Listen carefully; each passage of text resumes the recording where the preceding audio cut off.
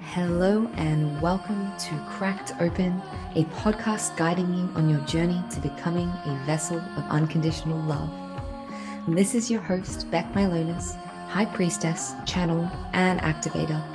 Join me on this series as I share reflections, insights, and channel transmissions from my journey of walking the initiation path.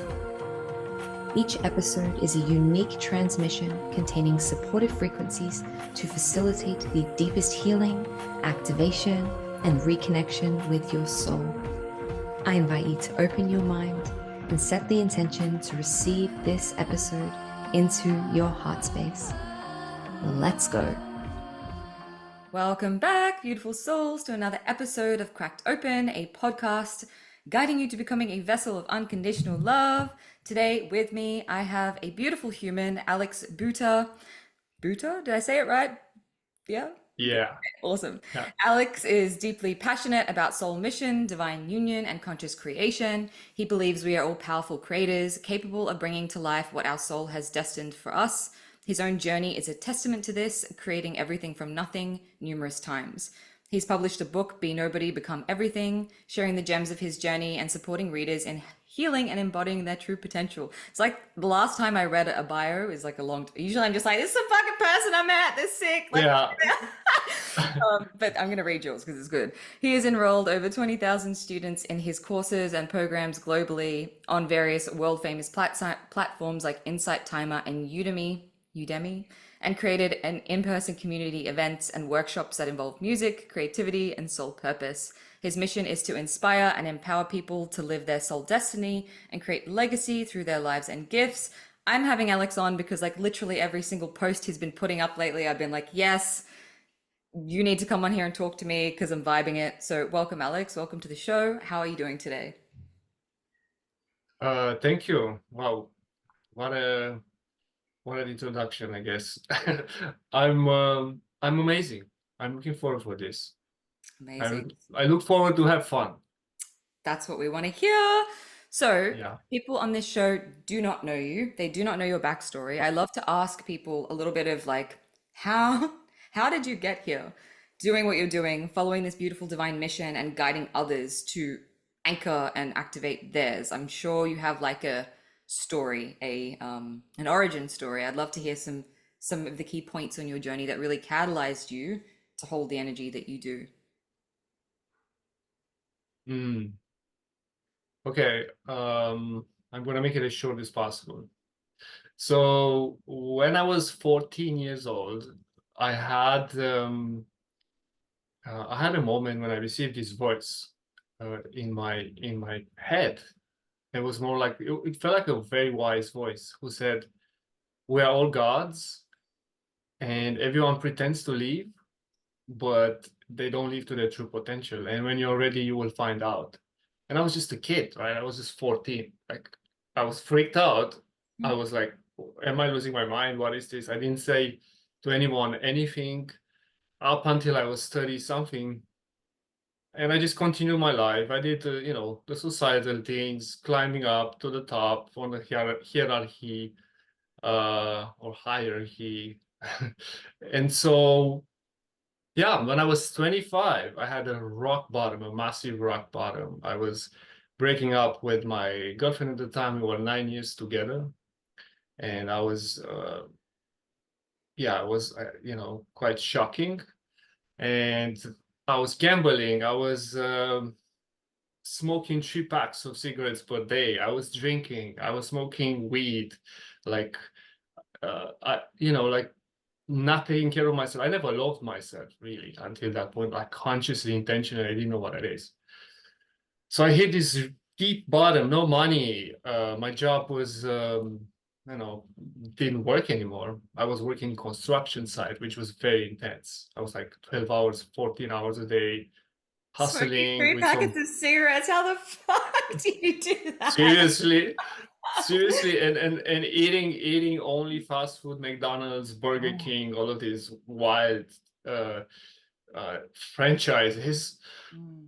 And yeah, I reached a point when I said, you know what, I have to do something good about myself. Like I was really the bottom of the bottoms, and I was like, remembering that I have a PDF in my computer, which is about quitting smoking, right? It was like easy way to quit smoking, or easy way to stop smoking. I don't know if you heard about it. Written by Alan Carr. Really recommend it for those who have problems with that. And there was a line towards the end there. There was a paragraph, and in the paragraph there was a line that said, "Nothing has power over you. No substance, nothing can control you unless you let it." Right? In that moment, I lost consciousness. I was dropping in my like I was pushed on the back in my chair, just like exactly like this one. I was in front of my laptop. I was pushed like this on the back, and I was literally like this. And I felt like my soul came into my body for the first time. I felt immense like hot, warm feeling here around my chest, and love, like pure divine love. And in that moment, I felt unity with the plant kingdom, human animal kingdom. I felt one with everything, with the whole collective planet, with the planet itself, with the solar system. And you went further up with the galaxy, with the entire universe. And not just I felt one, I felt like I was it. There was really literally no separation. I was it. Like I realized true love, that's what we all are. Like this whole creation is made out of that frequency. And I woke up from a few moments after. No. There was a picture of the puzzle that came into my mind. And all the events, all the decisions I made up until that point from the past led to that exact moment. Because I had regrets. I was like, I'm a piece of shit, like I'm not gonna, I don't work my life out. Like I was judging myself, I was harsh on myself. And everything came to this point when I realized this was your path. And I realized that even when we are unconscious, there's a higher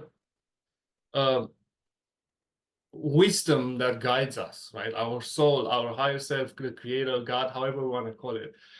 And I relaxed so much into that and into that feeling of love. I was like, fuck, this creation is perfect. There is no problem here, right? There is absolutely no problem. So I woke up from my chair. I went into the living room. I was living with 6 people at that time, 6 of my friends. And we were all friends from back in the day, like best friends. And I said, guys, I'm gonna quit smoking, quit gambling, quit drinking, all of it, and also quit meat. I quit eating meat without even understanding why. I had no notion of spirituality. I was a full-blown atheist. Never heard about spirituality, to be honest with you. I was like, fuck everything, only matter exists, only physicality. And these guys looked at me like I'm crazy. And they were like, bro, did you lose your mind? And I said, I believe so. For once, I really believe I fucking did. And I tried to explain, some things. And since then, my life completely transformed. I've been 1.5 years on a Kundalini activation period, how they call it. I would say just life force energy was flowing through me. It supported me to change my life on all levels. And after that, I've been on the journey goes on, but in a nutshell, to reach a point of conclusion is that after that, I had to visit my dark side, my shadows, for 7 years at least. Ancestral work. So I had like 1.5 years of deep, like powerful light. I was so light. I was in a connection with a woman. We did some divine union codes. I found out the power of the feminine energy in that time in union with the masculine. It was really important. And after that's the time in the dark, I felt integrated in all my ancestral lineages, or most of them, whatever came up until that point. And seeing past lives, remembrances, in which civilization and all of these things. We can get woo. We can get a lot woo if I speak about Yeah, that, so I'm not really? gonna. I have no idea. I don't know what you're talking Yeah. about. Yeah, I lived in Bali. I moved to Bali. I left Europe. I moved to Bali for 4 years, and I moved to eventually Costa Rica, where I'm at for the last 4 years. Did a lot of work clearing all of those things and really starting to live my life the way I wanted. Just fucking creating, uh, just literally what my soul was guiding me, with no backup plan, with no saving account, with nothing. Just go there in trust and fucking do the things. And clients were popping up, people, contracts, opportunities out of the blue. I was like pretty much in my feminine, I would say, a lot, surrendering, trusting. And when that was integrated, and I started to receive what I call most like my teachings, my insights, and to write a book and to crystallize everything into my soul mission. I love this story. It's amazing. I One also of them, yeah, in a nutshell. So that was my journey, and here I am today. Keep doing the same. That's just in a more refined way, I would say, and more clear certainty as much as possible. Yeah. thank you for sharing. Yeah, fuck yeah. It's like it's crazy when people come on and they're like, I had this spontaneous awakening and like I saw God and like, whoa, I'm like, whoa. I can see myself in that because I had a similar experience. I was smoking also like 2 packets of cigarettes a day, really unhealthy, drinking, partying, not gambling because my dad gambles and I don't want to gamble, but yeah, like lots of that. And then it was very rapid for me too. Um, One thing that was like really like just coming through to ask when you started talking about dealing with the ancestral shit and the shadow and like in this divine union, something I've been talking a lot about on here, and you don't know this about me, but I just released a book called Big G Energy, which is 8 key codes of sacred masculinity. So I'm very much on this like helping men to rise into their king, but also helping women to help men rise into their king and not be like shut down, cold, callous.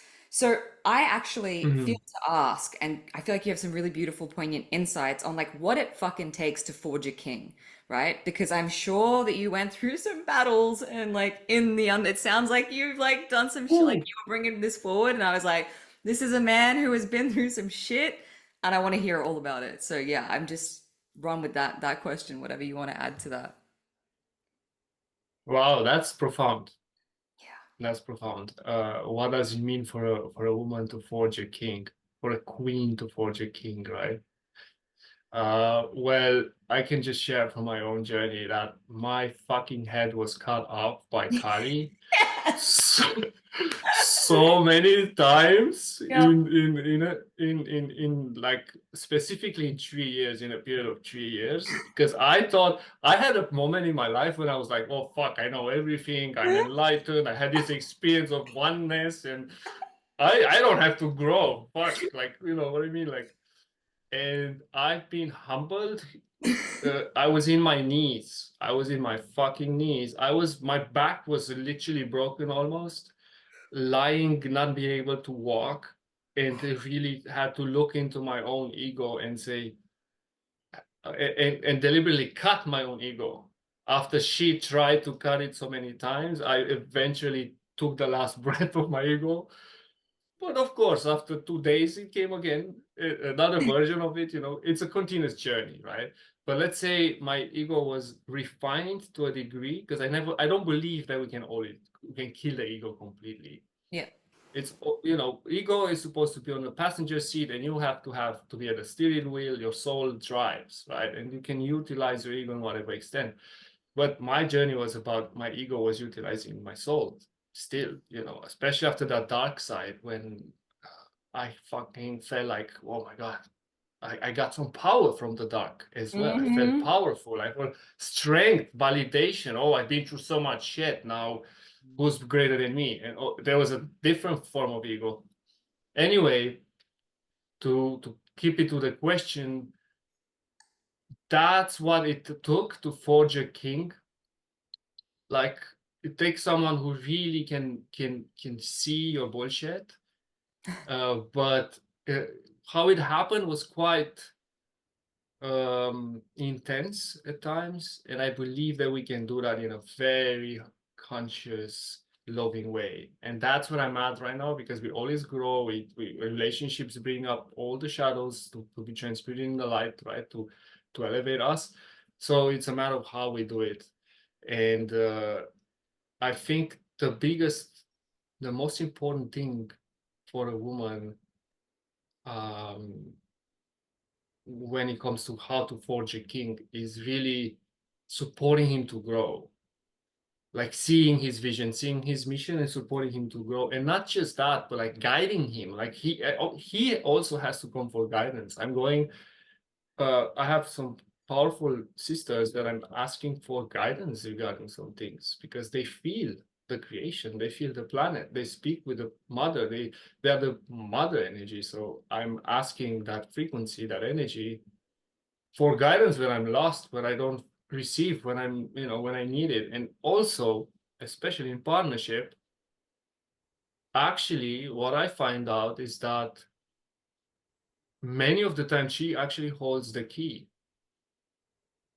to the journey, to the path, especially in divine union, when you come back to family, when we come back to those kind of things, procreation. She's the oracle. She just knows. And a man leads when he consulted with his queen, and she sees it and feels it when she's attuned as well. Of course, not just she can have her own ego, right? That's another story. What? But No, what anyway, do you, I don't know what you're talking. When? no, exactly. Never. So, yeah. But when she's attuned and both are attuned and both co-create, instead of I am gonna do only this and you're gonna do only that, it's such a magical journey. And the fact that she guides, uh, how she guides, sharing what she sees, makes him lead. He will create that outcome. He will take action to create, to go towards that path. He will, walk the journey forward with her guidance on the side. She's going to share what she sees, how she perceives it, what she desires, and he's going to accomplish that. This is how I see it. And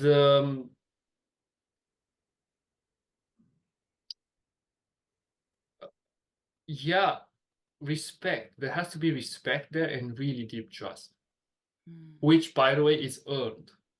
Mm-hmm. It's earned. It's not for granted. It's not like a man has to fucking prove, not in that validating way, but he has to show up through his action and behavior that he did the work, and that constantly goes on. But like he's in an advanced place of doing the work and being mature enough Mm-hmm. so that she's safe. And from that safety, when a woman is safe and feels provided, not just financially, but on all levels, Mm-hmm. spiritual, emotional, physical, mental, This is beautiful, and I she want to. amplifies, she amplifies him. So an amplifier, this is how you forge a man. Be an amplifier for him, even for his own bullshit. Yeah. Show him that, so that he can address it. And uh, a mature man would, a boy would, compete with you. So this is a question now, because this is something that I've been sitting with recently, like very recently. I had this vision of like, my man, my king is gonna come in fully fucking forged, like already a king, meeting me, blah blah blah. Like, and I had to write my book. I had lots of experiences of karmics and soulmates and beautiful, very beautiful leaders and great men, but it just wasn't. It was not what I was calling in, right? And God has been showing me like this potential of calling in a man who's not what you think, like not this spiritually conscious, like fully fucking evolved already man, but like someone who is willing to like grow and evolve and like be open. So I guess, you know what you were saying about trust, and you were saying like that trust and letting him show you. What's your perspective on this? Because I think a lot of women fall for potential and they're like, oh, I see, I'm an oracle and I see this guy's highest fucking time. Like, I see guys, everyone's highest potential. And I call them into it. But this book is about all the men that I catalyzed, but then they couldn't walk the timeline of King. Like, they couldn't like, they couldn't hold it. They collapsed, right? So I'm just, from your perspective, I have my own opinions on this, but like, where do we discern, like, whether a man is worthy, or not even say fucking worthy, but like ready to show up and accept that invitation, accept that initiation, accept those, the calling out and the holding, the rising. Like, how do you discern whether someone has the seed within them to become great or like be an equal counterpart? Without them maybe looking like, I think we fall into this distortion of he has to be going to ayahuasca and fucking like journaling every day and conscious and a star set. Like, I've blasted through those distortions and I'm like, God, here's a fucking, that's why I was laughing. Like, if he's a construction worker with a good heart, like, I'm cool with that, God. Like, as long as a man is willing to build my fucking temple for me. So yeah, that's like where I'm at. But I'm just curious what your perception is like for women to discern, like how to tell whether someone is worth it and is going to keep like moving with them. Like, because obviously in this connection that you were mentioning, you were like still there, you were still showing up even though your poor ego was getting like battered by Kalima. Yeah, I'm just curious what thoughts you have around that. Mhm. Yeah, another powerful one. She's an oracle. What can I say? She is. I'm gonna make it very, very simple. This one is gonna be like very simple, maybe less than 1 minute. I believe you guys feel it in your body, and your body doesn't lie. Mm-hmm. You feel his fucking work. You feel his work, his devotion, and his commitment to move mountains. Mm-hmm. And that's what makes you build some level of trust already, right? Like, that's like the primal form of trust. And of course, he has to already, I believe that he has to already be on his mission. Mm-hmm. A man who doesn't know his mission, he's distracted, he's searching, he's seeking, he's going into whatever,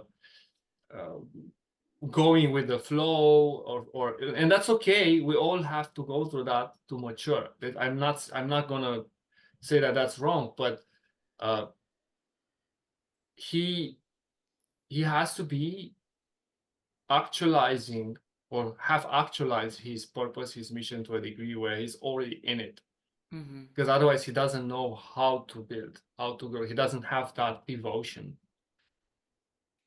And then once that happens, even if he didn't build much yet, you guys feel that. You guys can feel in your body. The body doesn't lie. You can feel, where is this man going? You can tap into his visions. Mm. Especially if you make love with him. Because that's another exchange when you can literally feel all of his bullshit. You can feel everything in that moment. Mm. And also, what is his intention? Is he choosing you?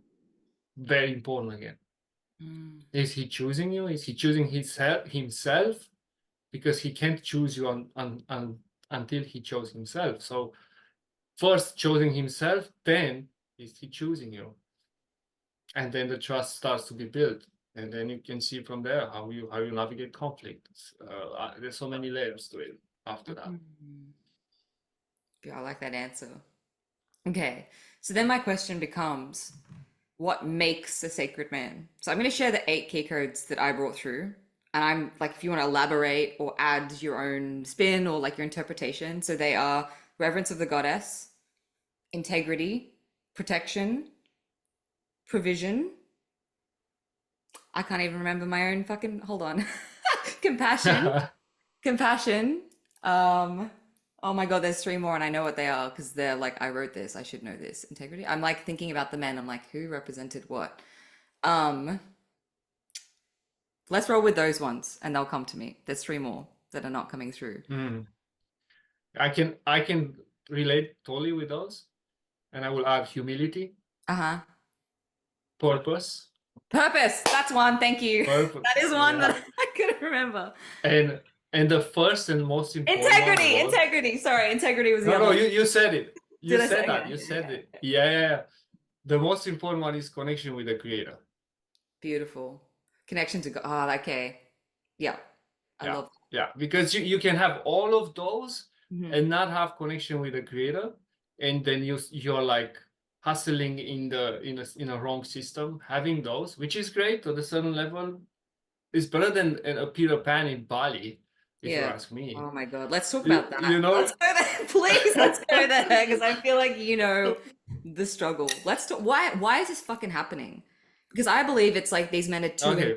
feminine. Like, why is this happening? Because this has literally made me be like, I don't want to ever date a fucking spiritual man again because I'm traumatized because of this like phenomenon we have in the men in the spiritual. And I'm so glad to have you here because you're clearly not like that. And that's why I brought you on here because I'm like, women need to see and understand and feel men who aren't like that. Because I think, yeah, there's a lot of charge in my body. I'm going to throw it to you and see what your perspective on this is because I'm glad you said it because yeah. I love this, by the way. Um, well, I have a very compassionate view on it. You know why? Because to a degree, I was that person. I know you were. That's why I'm asking. Like, how did you not? Yeah, How did you move? Was it a woman? Did she catalyze you? as well, yes. But I actually realized that I had to go through that. Yeah. I had to go through that to understand the feminine within. Yes. So then, of course, and that's of course, you cannot be with a man that is like that. He's not supposed to be in a relationship when he's like that. He cannot provide. He's flowing. He's unreliable, and he's it's just the truth.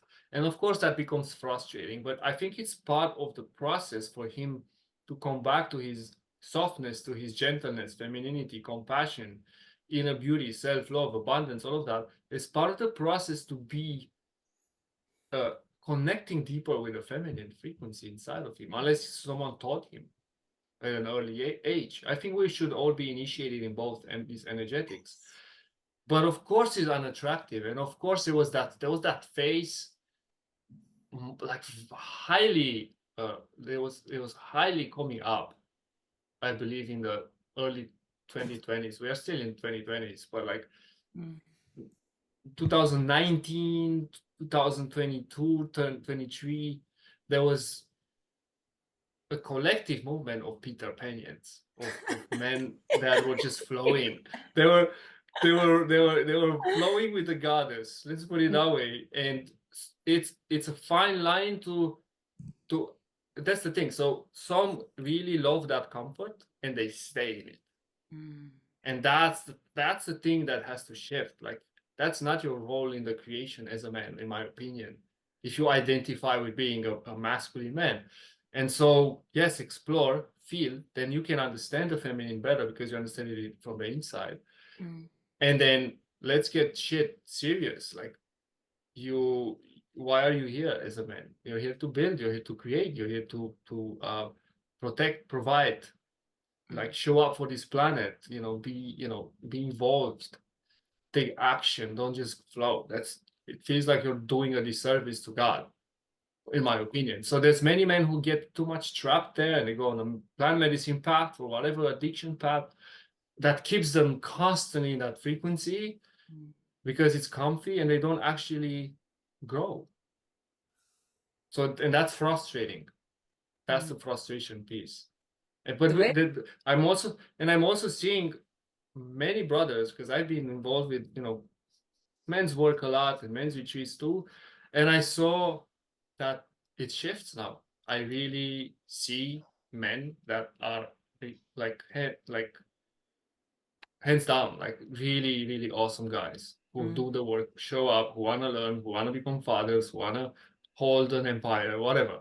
So it's there. It's happening. It's just slower. It's slower. Well, and you guys are so emotional. You can feel a lot. We are too, and we have our intuition, absolutely.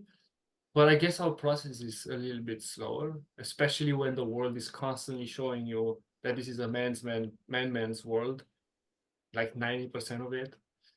And so it kind of pushes you down, and you need to fucking break through that, ceiling. I actually believe And I have this sense or perception just from my own journey and what I've observed is that the path to like inner union, which is primarily that's the path of sacred union. It's inner union first. But if you're holding these codes and you're bringing this forth, like if you're to be a divine masculine man or a divine feminine woman, I feel like, well, my path anyway was coming up through the distorted masculine. So I was very hyper masculine, but like distorted fucking wounded masculine. And I had to like fully come into my feminine through the distorted masculine, right? So it was like my distorted masculine, which then catapulted me into my feminine. And then my feminine was like, boom. But then that was like bringing up all my masculine that was not quite like level with my feminine. And then it was like this dance of like feminine, masculine, feminine. Like as the feminine rises, the masculine must rise. As the feminine rises, the masculine. As the masculine rises, then the feminine like rises. And it's this like, so I feel like for these men, they like you said, they, even though I'm like judgy as fuck about it because I'm just jaded, to be honest, I'm like tired of like my nervous system can't handle it. I'm like, just tell, what are we doing? Where are we going? Like, what the fuck, right? But there is this like, it's a dance, right? And we have to have both kind of like equal to each other. At the moment, I'm definitely activating more king energy within me, and that's where I'm at. Like because my oracle is like fucking here. She's like boom. So now my inner king has to rise because it's like I've been waiting for some man outside to step into that king role, and it's like, nah, I got to be guarding this temple. This is sacred. Like, do not enter.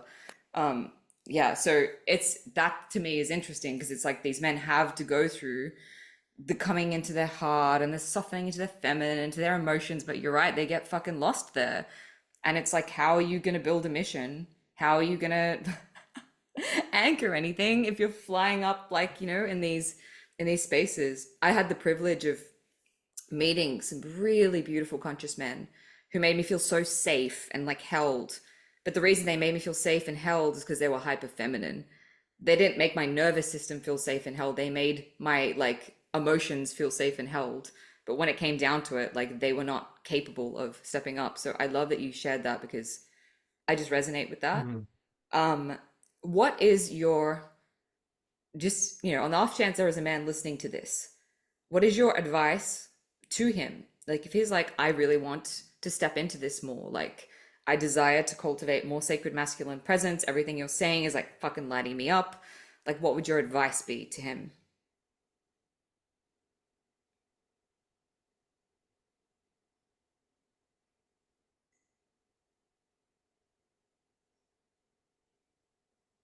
To really, really get to know the creator inside of you. Like, yes to the inner work, yes to all of that, but to really, really, because the creator, in my opinion, is a masculine force. Is the creation is for me feminine, like the entire creation is there, and the creator is the force that creates from the creation, brings into form, brings things in reality. So connecting with that frequency that you can see in nature, you can see in a tree, that force when you plant a seed into the dark, and it grows first roots, it goes into the darkness. So go deep into the darkness, go into your pain, right? Yes. And then from there you rise into the light, into a tree, and eventually you bear fruit. That's exactly the journey of a man, if you ask me. And so you have to go with this energy of the creator deep into your darkness, all the way into becoming the light and bearing fruit, which is your provision. And in a nutshell, I think that's what the journey is all about: accepting your role, accepting that you are that force. Mainly you are that force that really grows a tree, really grows planets or builds planets. And understanding that, playing with that, and then also for inner work, for empathizing, for like to be held and supported. Definitely men's work. Not as much. I mean, relationships are already such a great catalyst, but when she shows you your shit, what do you do with that? You cannot work that out with her. Working with your brothers, come back to brotherhood, do a rite of passage with them. Like, a man has to feel pain to grow. Pain is part of the process. And when you run from pain, then you become emasculated. That is my opinion. Like, growth involves pain. You have to be able to stand in the pain and not shake. Feel it, be with it. Feel with the pain of the feminine, feel the pain of the mother, of your woman, but don't shake. Like, just sit in there. You're supposed to manage that to a degree or another. Rite of passages in the past were freaking harsh. We had to walk through fucking fire. Now what is it, like an online Zoom call with your brother? Come on, That's the minimum thing you can do. And then you cry a little bit, and then you go to the beach, you do a little bit of boxing. You know what I mean? What, like, now we live in different age, so it's so much easier to do the freaking work. Our ancestors laughs at us if we're like, we can do it online, offline, alone. You can do it in more or less. Let's be honest. But like, we all need support, right? It's empowerment. So do the work alone and do the work with brothers too. Like, it's both. I'm And curious, then in have you relationships. ever watched Guy Ritchie's King Arthur? I'm like fucking I love this movie. Have you ever watched it? With I Charles. think so. Is the latest one?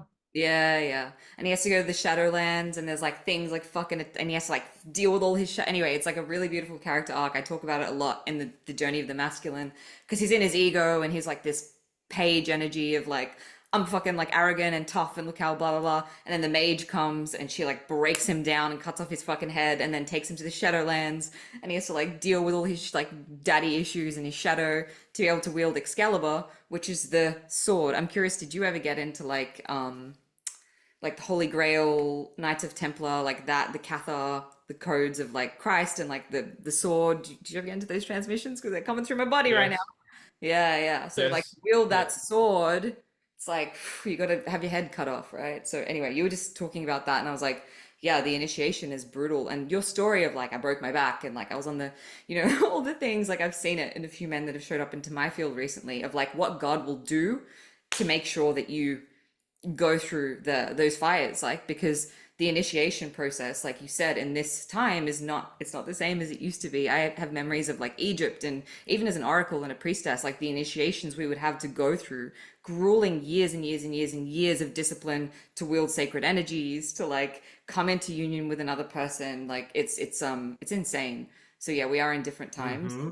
Thank you for bringing that forward. Absolutely. Mm, Absolutely. I also had past lives in Egypt as the most darkest archetype that ever existed in Egypt, in the ancient, old kingdom. mm, And I processed that energy for 3-4 years. I was working with that energy, to be honest. The darkest masculine, the darkest, mm, the villain, but the villain with a sense of sacredness to it. mhm, And so yeah, the journey goes deep. The journey goes deep for sure. And as you said perfectly, you have to fucking stay in the fire. If you mhm, don't have a choice, stay there and fucking burn, and realize that that fire is inside you as well. mm. So be Speaking of one burning with in it. the fire, speaking of burning in the fire, I feel to bring up your book and the process of, we both wrote books and they broke us. My book literally had me fucking like on the floor dying the whole way I was birthing it. And then afterwards I went through this process of like death of like my identity, and I changed my name. Like it was like this whole thing, right? Birthing my book. I'm curious about your book and your process and what that looked like. And did it come as this like divine download, or did you build it over years, or like, yeah, talk to me about birthing a codex like that, because there's a difference between writing a book and like birthing a sacred codex, which is you're sharing something divine and very personal, and it changes you forever. Yeah. Mm, yes, absolutely. It does change you. Well, my book it was the same thing. I received a voice that shared with me the title of the book. I didn't realize what that is at that moment, in like not instantly, but a freaking hour later. The name was Be Nobody, Become Everything. And I realized that that was my journey. I had to be nobody, or like cut all identities or images of myself, even these past lives that I was a king in freaking Atlantis or there and that.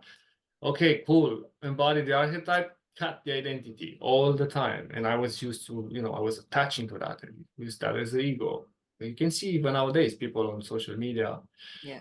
I talk about this in my bringing book, the, actually. I literally talk yeah, about this, like not attaching to the past life identities. You could have been a fucking rock as well. yeah, But you don't attach to that. Like you don't attach to the one lifetime. exactly. You were like nothing. You were shit.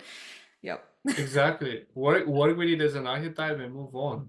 Hmm. Yeah, so the book, then yeah, it came like that. So be nobody means to not have identity, to be peaceful into the nothingness of what you are, to the void. And from there, you can become everything. And so that was my journey, and I became everything. I'm a DJ. I work with music, with sound. I'm writing. I teach. I'm a mentor, a coach. I have so many identities, and I'm excited to have a family and be a father. That's the next phase of my journey. And so there's so many identities that I'm playing at the same time, and I'm not dumb. They are just roles I'm fulfilling. That God tells me that that's my channel of creativity or excitement. So yeah, like that was the book. Be Nobody Become Everything. That was my journey, and I share about that and many other things. And it's been an 8-year journey to actually, I feel like, to really embody the frequency of the book, And after that, when it dropped, that is complete. I wrote it in the last draft. I wrote 3 drafts. In the 4th draft, the final one, I finished it in 2 months. I went to the Same. second That's part. Oh, crazy. fuck yeah. Amazing. But mine was Yeah, like boom. I hadn't written anything before. It was just like 2 months out of me. It was like giving birth. It was like, oh, we're fucking doing this now. Yeah. I love yeah. that. For me, it was also a lot of practice because English is not my native language. So it was really good. And yeah, in 2 months, I did it. It was plus the self-publishing, all of that. I felt to do it alone. I hired 2 editors. It didn't work out. And then ChatGPT came out, and I put my book, I ran it to ChatGPT chapter after chapter, Yeah. and I just gave it the instructions, correct typos, proofread, That's my nothing second else. one. Yeah, it's so good for Yeah, that. But it kept fucking trying yeah, to change my words, and I was like, stop it. no, Stop. exactly. Keep the transmission alive. Just correct, the grammar so that people get it, and that's it. And so, yeah, of course, there's so many layers to it, but in a nutshell, that was the journey, and it's almost like I couldn't rest properly until I freaking finished that book. I couldn't sleep overnight. Like I was waking up and the book was like knocking on the door. Hey, how are you? Sometimes you didn't want it to be written. It's just a reminder. You need to write me. And then I realized that the writing was not even that much about selling that book. It it sells, I have people buying it every now and then. I don't promote it much because I think it has its own timing. Paulo Coelho wrote The Alchemist, and after Show us the 10 book. years, Bring it into yeah, the so people can see it. You've got it there, right? Yeah. I got it. I have the Go get hardcover. it, Wait, people. the light is too strong. No, But you can yeah, see this is it. it. You Beautiful. can find it on Amazon. It's quite a Bible. You've got the hard Yeah, copy. Nice. and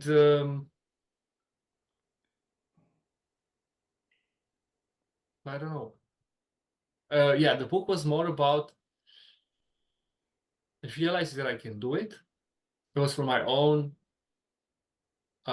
creative process to realize I can actually write a book. It's a big thing. It's not easy, as you know. And yeah, and just doing that was so rewarding. So rewarding. Like that alone, my energy, I was crying when I bought it first time. I was literally sobbing in tears, and I was like, what the fuck? I wrote this thing. Yeah. I wrote this thing. My wounded aspects, all the aspects of me stayed through the journey, showed up properly for me to finish this thing. And here it is. I don't even care who buys it. If one person buys it, I'm happy. And of course, people call me after a few chapters. That is amazing. They like it and crying, and that's another level of joy, to know that it serves other people's lives too. So what was the death that came after? Was it like like the enormity of like this is closed? It's like the identity shift. So for me, it was like the process of anchoring my diamond light body through the process of birthing that book. So I literally was not the same fucking person. I was going through initiations, vision quests, seeing jaguars eat me, like all sorts of crazy ass shit to like birth it through. And it's about Mayan prophecy, other things. So at the end, I was like literally not the same person. Like I had shifted in such a fundamental way that like who I was when I started writing it and who I was after I pushed that baby out were just so like there was like a before and after, and my life was forever changed. So that was a process for me. And then having to like come to terms with who am I now in the world, now that this is like this huge sacred mission that I've had since I was a kid is like born into the world and it's done. Now what the fuck do I do? I'm wondering what that looked like for you, that process. Mm. I had that moment. I relate. I had that moment when I was lost. I was like, okay, for the last 8 years, this is what I did. I identified with the writer. I was being the writer, but now I'm the author. Mm. But I also put some hopes that that book is going to somehow save me, even financially. That was not the case. Of course, it brought some income, but not as as my ego wanted. Mm. And so I reached a point when I was like, holy shit, I invested this whole years in this. Maybe it's a mistake. Maybe like I was starting to doubt. And then I went into death after death and rebirths to let it go, completely fucking detached. Like there was no part of me. Like at some point I was not even interested in it. I was like, I wrote a book, so what? I don't care at all. And in that moment, I started to fall in love with it on a different level because the identity was not there. We create so much identity, so much stories about our creations and how important they are and how it's going to change the world and how it's going to bring us money and how it's going to do this and that. And at the end, the process, like really in its truth, the process of creation, it's about you having fun doing it. Mm-hmm. To enjoy the journey. Why do you do it if you don't enjoy it? Like you enjoy just the final outcome? No. So I realized that I did enjoy the journey. It was challenging, it was fun, it was full with sweat, but at the same time with so much growth and so much palpable transformation and also joy. Like I love writing as a practice. It's just my best practice to express my mind. It was a mind mastery, Mm. that book for me. It's like I put my mind and heart in it. It was channeled, but through the mind, the words are mental. So uh, I made peace only with that, and I've went through the death processes, and I couldn't do anything for a couple of months. I was like, no clients, no nothing, just be in the void. And yeah, then I saw all the gems, all the qualities, all the benefits of writing a book. Mm. Thank you for sharing. Very similar. So, last little piece I feel to bring through, and then we'll start to wrap this up. It's around soul mission, because I know you do a lot of soul mission work with people. And this concept of like an AI is trying to join our chat room. Okay, should I allow this AI And I'm who's the read meeting notes, entered the waiting room? Is that you? Is that No, but read is an app that takes notes, but I think it's too late. Tell you're a him, bit tell late, him bro? next time. Yeah, you can do better. You can do better. Like, come on, we were Um, more on point than AI on bit slow. time. My trajectory go. Oh yeah, so with soul mission, right? You talk about soul mission. You help people bring through their creations, and you mentioned this like the book knocking on the door. So I see our offerings that like coded within us, and they are received divinely, and they have their own consciousness, their own like their own codex that we're to bring through, and there's like this agreement that we are to be the ones birthing this through or bringing this through. So I'm just curious what your perception of like soul mission and bringing through the sacred works, and like do you relate to this? That obviously like to a degree you do, because you said my book is knocking on the door. What advice do you have for people like on a mission path to bring through these offerings? Yeah, anything you want to riff on that general topic? Hmm. What advice? I always define the soul mission in 2 steps. One step is to realize that your soul mission is rooted in your wounding, Mm-hmm. Okay. in your trauma. Your Mm. trauma is very much related because this is where you transform that and then you step into your power Where's and your then that Chiron, becomes Alex? Where is your Chiron? Do you know what house you're? I think Gemini. What house though? Do you know? Oh, I don't know. I'm not so Okay. No, so I'd be deep very, into very, such. Very cute. Mine is in my seventh house, which is in relating and like self versus other. And like literally all my fucking initiations have come through karmics, soulmates, men who couldn't, like that's what Yeah. has made me a pure vessel. So it was like literally, I'm teaching sacred Sounds union. similar. Yeah, Gemini's are twins, so makes sense. Maybe it's in your Yeah. seventh house as well. Would not. What's your rising? Do you know what your rising sign is? Scorpio. Where's Gemini in relation to Scorpio? Anyway, it could be. I'm not like I can't like photographically get up the chart and be like, oh, it's the opposite. Yeah, that means that because it'd be your seventh house is the opposite to your rising. Anyway, sorry to interrupt. I just like my brain likes to go on little tangents to figure people out. Yeah, all good. As you were. So I was, yeah, where was I? Soul mission, it's in your wounding. That's why I went on my little tangent. Yes. So the yeah, like when you understand your wounding and you close the loop, heal whatever you need to do, close the loop. That's when you can step into your power. This is when you transform your soul, because I believe that every soul that came into this human life came with specific challenges that we are supposed to overcome and transform so that we can step into our power. Yeah. So our mission is rooted in that. Whether we do that work or not, your soul mission comes. You don't deserve your soul mission until you do that work. You cannot hold it. So I guess that's something that I realized, because I was like, I had glimpses of it years ago, and I was like, oh, well, I have to hold it. I have to know. You just do the work, and she comes like so naturally, right? So that is one. And then the other is the creative expression. You need to have a channel of, expressing that mission, whatever that is. It can be also more missions, by the way. One of my missions is divine union, family, all of this, rooting that foundation into this world, which is, I've completely forgotten. It's so weird to look at a world that the family unit is so damaged, is insane. So that is one mission, and the other is purpose and really like be wealthy, be abundant, thrive doing what you came here to do, fulfill your soul destiny. So yeah, so fulfilling your soul destiny requires some type of creativity, some type of connecting with the creator and allowing that energy to flow through you, whether it's teaching, whether it's art, whether it's music, whether it's writing, whatever it is.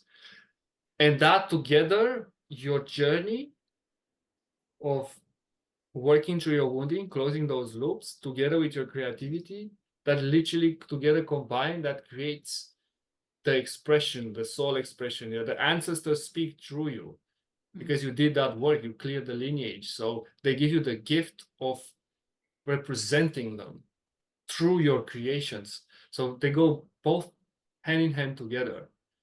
And so this is why it's important for people to do to do that inner work, right? Until a point where the mission comes clearly in your journey. Because otherwise you don't have space for it. You have so much, let's say, emotional trauma or mental blockages or other things that really blocks the energy. Your field has to be open to receive it. And so you have to transform your soul challenges, your soul transformations. Yeah, to be able to hold the frequency of your mission too. Like for me, it's like I was not embodying the frequency of what actually my mission is and what it requires. Like I was levels of embodying it, but like I had to go through that journey even to be able to hold what it is that I'm bringing forth now. And that's a transformative journey of stripping back and, as you say, becoming nobody to become everything. Beautiful. Okay, I'm feeling like, yeah, Absolutely, yeah. complete. If there is anything else that you feel is like coming through to share in this moment that you just have to say, it's burning, like, I don't know, dropping through, channel transmission, anything. This is just space to bring that through.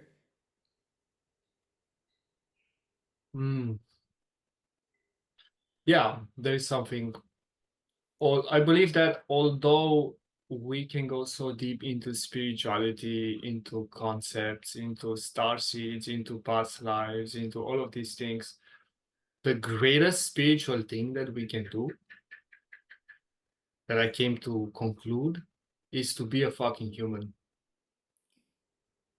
and do your best at it. Your best. There is no, I only when I'm enlightened, only when, no, do your best at it. Even if you received your purpose, show up in the most greatest way you can in this moment. Show up in whatever regard you can, serve. Be a human, be kind, be generous, connect with people, activate community within yourself and outside.